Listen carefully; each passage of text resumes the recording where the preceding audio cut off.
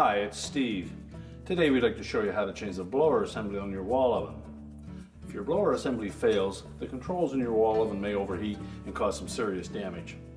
It's a really easy job to change, so let me show you how we do it.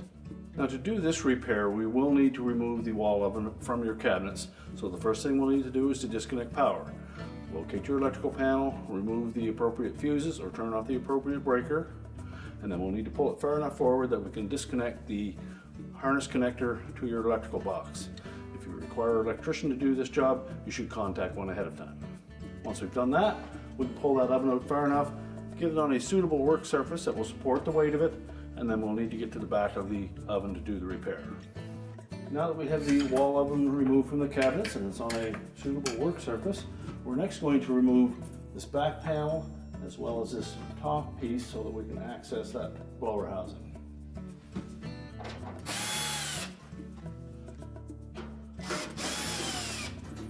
These screws are all number 2 Phillips head screws, or number 2 square head screwdriver will work as well.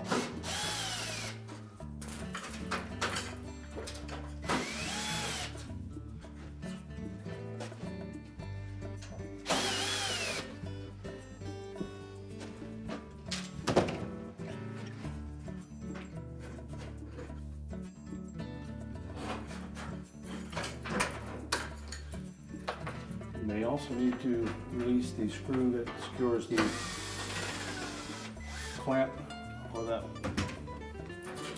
BX cable. And just tilt that out of the way. Remove that panel.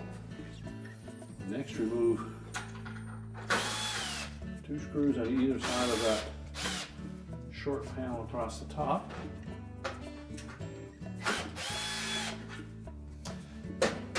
And then at least 2 of these ones across the middle, probably just loosen the top of the center one. Then lift that up, set that out of the way. Now we'll go ahead and remove the rest of the screws that secure that back panel.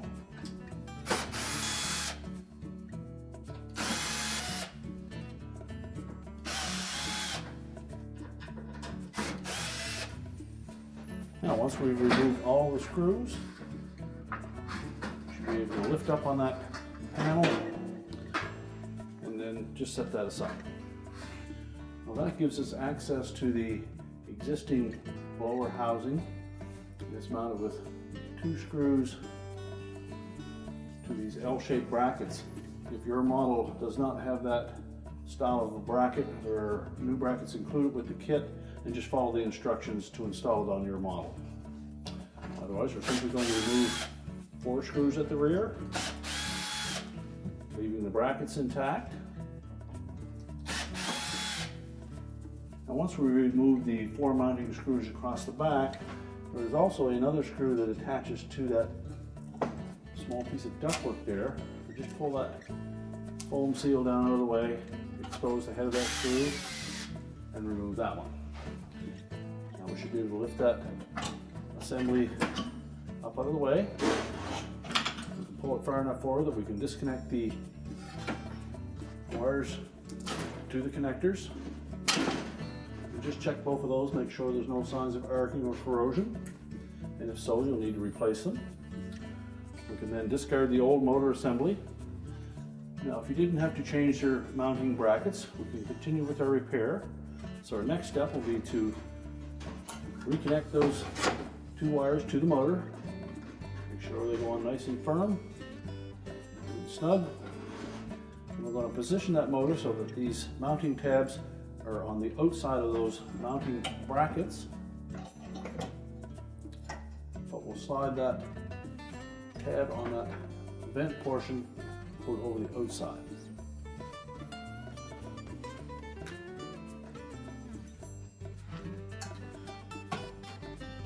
Install the single screw that secures that.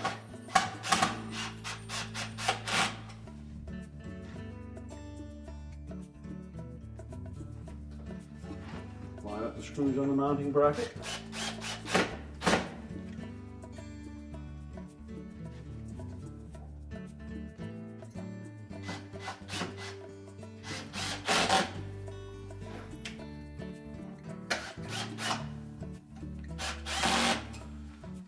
tighten all of those securely. Now next we'll take the foam strip that came with that kit, peel off the protective backing.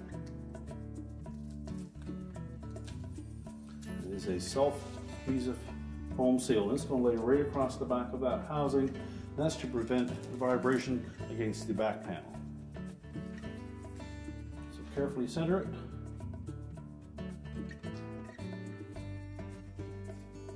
And then press it up against the new blower housing.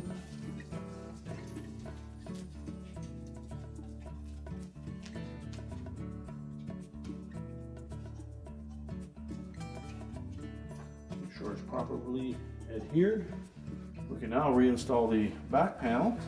We just want to make sure that that center tab is on the outside edge of that lower bracket.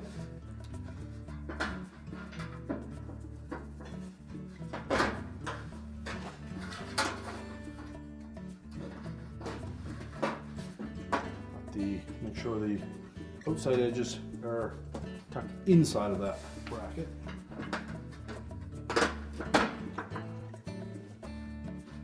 Screw hole should line up, and then we can go ahead and reattach the retaining screws.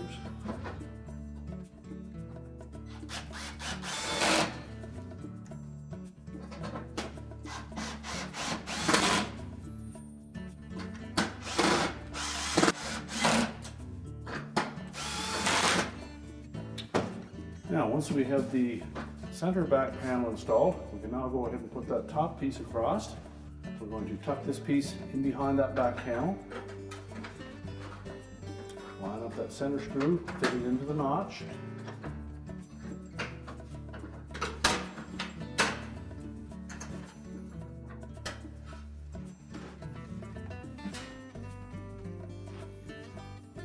And then reinstall the retaining screws.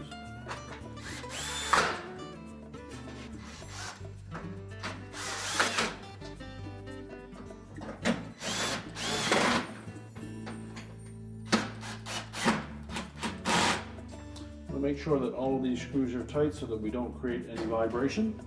Next, we'll take the top panel, we'll slide that underneath the front top panel.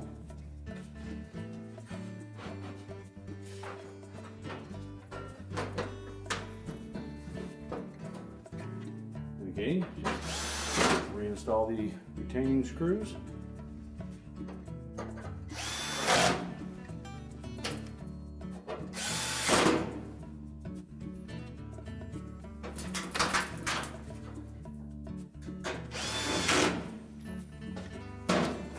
And if we remove the clamp for that BX cable, we'll next need to reinstall that. Make sure that the end is tucked into that slotted opening on the top.